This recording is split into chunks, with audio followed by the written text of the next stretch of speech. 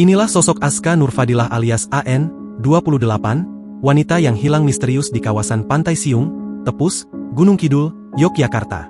Aska adalah warga asal Rangon, Jakarta Timur.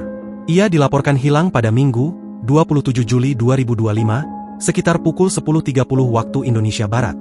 Tim SAR pun langsung melakukan pencarian setelah ia dilaporkan menghilang dan meninggalkan sepeda motornya di kawasan Pantai Siung. Sebelumnya, korban sempat mengunjungi tebing Watu Togok, yang merupakan lokasi berbahaya dan tidak diperbolehkan untuk dijamah manusia. Lokasi tersebut terletak di balik gunung sebelah timur Pantai Siung.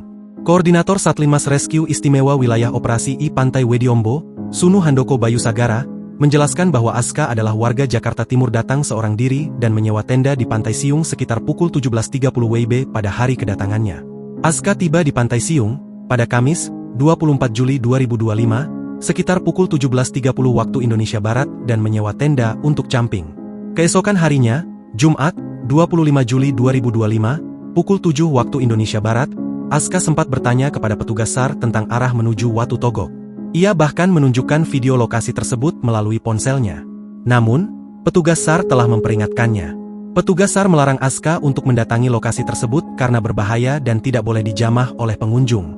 Namun, pada pukul 13 waktu Indonesia Barat, seorang nelayan melihat perempuan di Watu Togok, tepat di balik gunung sebelah timur Pantai Siung.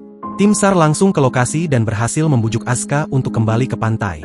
Pada Sabtu, 26 Juli 2025, pukul 2 waktu Indonesia Barat, tim SAR terakhir melihat Aska berada di depan tendanya. Namun saat pemilik tenda membongkar tenda pada pukul 7 waktu Indonesia Barat, Aska sudah tidak terlihat lagi. Minggu, 27 Juli 2025, petugas parkir melaporkan motor Honda Vario 160 yang telah terparkir sejak Kamis, tak kunjung diambil pemiliknya.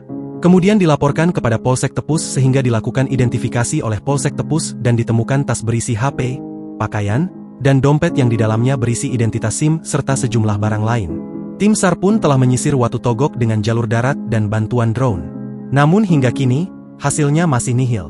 Menurut keterangan dari Koordinator SAR Satlimas Wilayah 1, Sunu Handoko Bayu Sagara, laporan pertama kali diterima pada Minggu, 27 Juli 2025 pukul 10.30 waktu Indonesia Barat, setelah korban tidak terlihat di lokasi kemah sejak Sabtu pagi.